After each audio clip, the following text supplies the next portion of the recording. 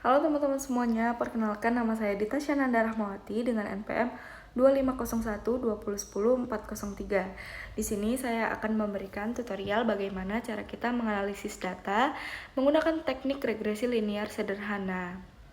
Dengan topik yang saya ambil yaitu pengaruh intensitas penggunaan gawai terhadap konsentrasi belajar mahasiswa.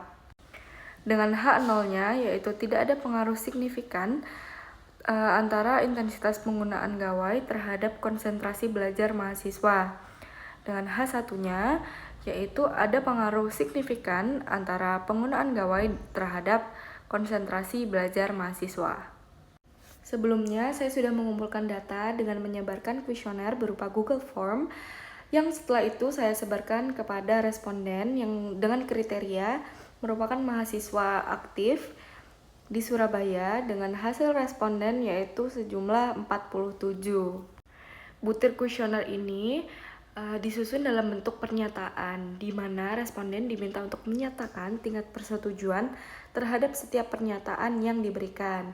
Dan ini merupakan jenis data kualitatif. Namun, dalam proses pengolahan data, setiap jawaban akan diberi kode atau skor numerik agar memudahkan proses dalam pengolahan datanya. Langsung saja kita lanjut ke tutorialnya. Teman-teman, ini adalah data dari responden yang saya sudah kumpulkan berdasarkan dari kuesioner yang sudah saya sebarkan ya teman-teman. Nah, di sini saya juga menentukan variabel X dan Y-nya. Ini variabel X dan ini variabel Y.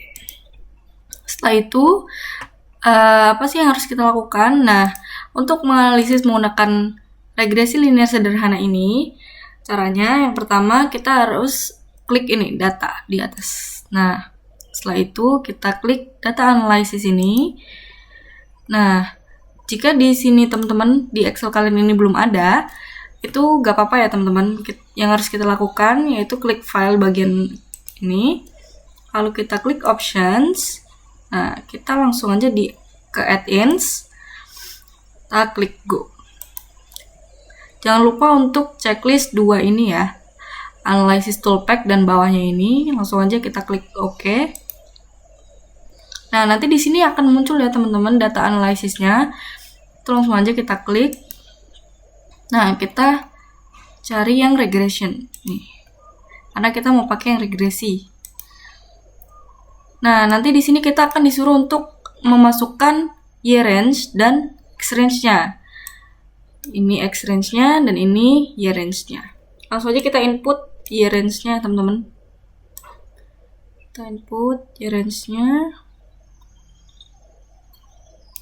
Nah, ini. Setelah itu kita input X range-nya, teman-teman.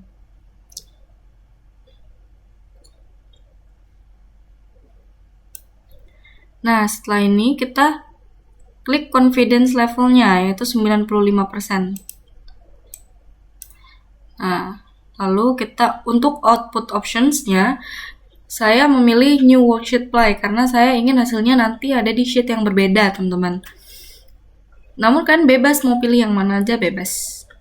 Untuk residuals-nya, kita pilih yang standardized residuals plots, dan line fit plots-nya. Sama ini teman-teman, normal probability plots. Langsung aja kita klik OK. Nah, ini adalah data-data yang kita butuhkan ya teman-teman. Data-data yang kita butuhkan untuk kita analisis ya teman-teman. Nah, di sini kita rapikan dulu ya. Langsung aja kita ke pembahasannya ya teman-teman. Nah, di sini pembahasan.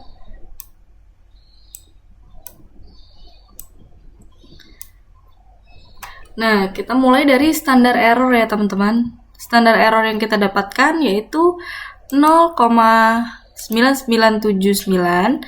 Kita tandain supaya nggak bingung. Nah, nilai standar error ini sebesar 0,9979 yang menunjukkan bahwa rata-rata kesalahan prediksi model regresi terhadap variabel dependen adalah sebesar ini ya teman-teman. Nah, dalam penelitian ini, nilai tersebut menunjukkan bahwa kesalahan ini cukup besar secara praktis, dalam artian intensitas penggunaan gawai belum mampu secara akurat memprediksi konsentrasi belajar mahasiswa karena masih terdapat faktor lain yang mempengaruhi.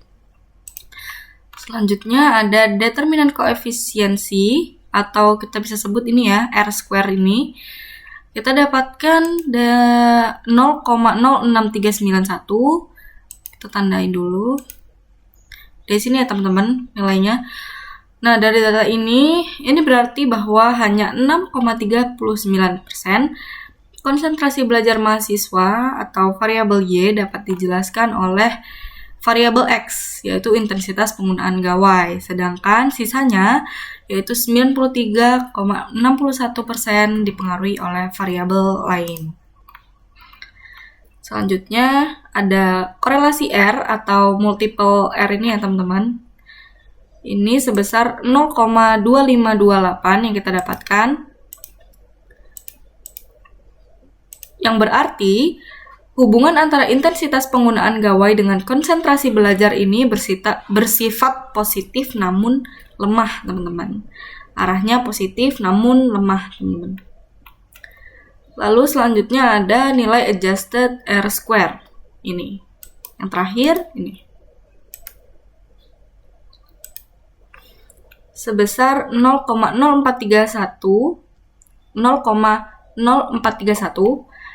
yang menunjukkan bahwa setelah disesuaikan dengan jumlah sampel, model regresi hanya mampu menjelaskan 4,31% variase konsentrasi belajar mahasiswa, sehingga kemampuan model dalam menjelaskan variabel dependen tergolong rendah. Langsung saja kita lanjut ke perhitungan koefisien dan persamaan regresi, teman-teman. Sini ada Y sama dengan A plus BX, Y sama dengan 2,5769 plus 0,2917X, yang dimana ini nilai ini 2,5769 ini dapat kita lihat dari sini teman-teman. Kita lihat dari sini teman-teman. Nah, ini bagian ini tabel ketiga intercept ini koefisien ini. Nah, ini tandain. Selanjutnya yang 0,2917 ini kita dapatkan dari bawahnya. X variabel 1 ini. Ya, teman-teman, yang menunjukkan ini artinya apa ya? Ini artinya nilai konstanta atau intercept sebesar 2,5769 menunjukkan bahwa ketika intensitas penggunaan gawai dianggap 0, maka nilai konsentrasi belajar mahasiswa diperkirakan sebesar 2,5769 ini, yang mencerminkan tingkat konsentrasi belajar mahasiswa tanpa pengaruh tingkat konsentrasi dasar mahasiswa tanpa pengaruh penggunaan gawai. Nah, selanjutnya ada koefisien regresi variabel ini ya teman-teman. Ini yang 0,2917 kita dapatkan di sini tadi. Ini menunjukkan bahwa setiap peningkatan satu satuan intensitas penggunaan gawai akan diikuti oleh peningkatan konsentrasi belajar mahasiswa sebesar 0,2917 satuan. Namun pengaruh tersebut masih tergolong lemah ya teman-teman. Selanjutnya ada uji signifikasi koefisien regresi. Selanjutnya kita akan hitung nilai F hitung ini teman-teman. Nilai F hitungnya adalah 3,07272 dengan nilai significance sebesar 0,0864. Yang dimana ini tuh kita dapatkan dari 3,0727 ini kita dapatkan dari sini teman-teman. Nilai F ini di tabel ANOVA ini. Tabel ANOVA ini. Lalu nilai signifikasinya ini kita dapatkan dari sini teman-teman. Nilai signifikasi F ini. Nah, yang dimana ini tuh lebih besar daripada alfanya, yaitu 0,05 atau 5%. Maka kesimpulannya H0 diterima dan H1 ditolak. Sehingga intensitas penggunaan gawai tidak berpengaruh signifikan terhadap konsentrasi belajar mahasiswa. Untuk taraf nyatanya kita gunakan yaitu 0,05 atau 5% karena ini nilai yang umum ya teman-teman untuk penelitian sosial, ekonomi, dan kesehatan. Selanjutnya T-tabel. Nah, menghitung T-tabel ini rumusnya adalah alfa dibagi 2 dibagi DF sama dengan N min K. Nah, ini tuh apa ya teman-teman? Ini tuh adalah N sama dengan jumlah responden dan K sama dengan jumlah variabel. Jumlah responden yang saya dapatkan yaitu 47 dengan 2 variabel yang saya gunakan. Dengan hasil seperti ini pada tabel distribusi T. Nah, didapatkan hasilnya segini ya teman-teman, 2,014103. Lalu T hitung 1,7529 lebih kecil daripada T tabel, yaitu 2 yang udah kita hitung 2,014103. Nah, nilai T hitung ini dapat kita lihat dari sini ya teman-teman, T stat ini. Ini.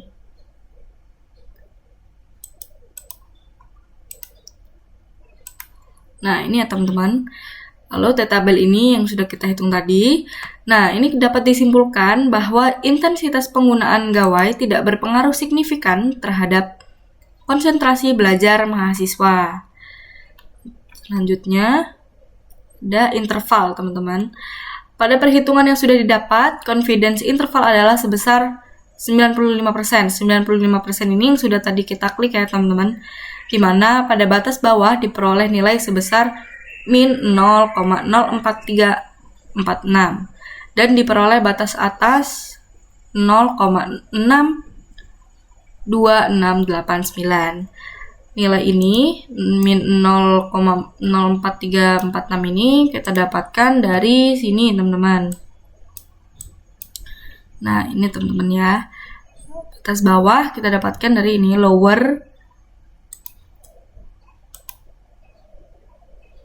ini, lalu batas atas ini 0,62689 kita dapatkan dari upper ini teman-teman.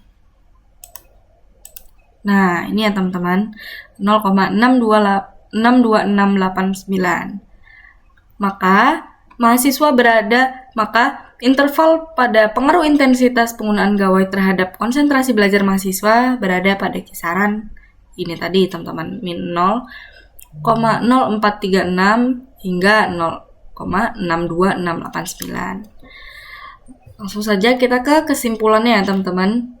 Dari analisis yang sudah kita lakukan ini, menggunakan regresi linear sederhana dapat disimpulkan bahwa koefisien determinan R² sebesar 0,0639 menunjukkan bahwa kemampuan variabel X dalam mempengaruhi variabel Y adalah sebesar 6,39%. Sementara sisanya sebesar 93,61% dipengaruhi oleh variabel lain. Selanjutnya nilai signifikan F yaitu 0,0864 ini lebih besar daripada alfa yaitu 0,05 sehingga kita menerima H0 dan menolak H1 yaitu tidak ada pengaruh signifikan antara penggunaan gawai terhadap konsentrasi belajar mahasiswa. Untuk nilai hitungnya, nilai T hitung yaitu 1,7529 yang dimana ini lebih kecil daripada T tabel yaitu 2,014103 sehingga dapat disimpulkan bahwa tidak ada pengaruh antara variabel X dengan variabel Y. Jadi seperti itu ya teman-teman tutorial dari saya bagaimana cara kita menganalisis data menggunakan regresi linear sederhana teman-teman.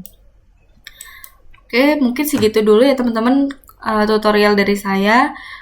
Terima kasih semuanya. Mohon maaf apabila ada salah kata. Wassalamualaikum warahmatullahi wabarakatuh.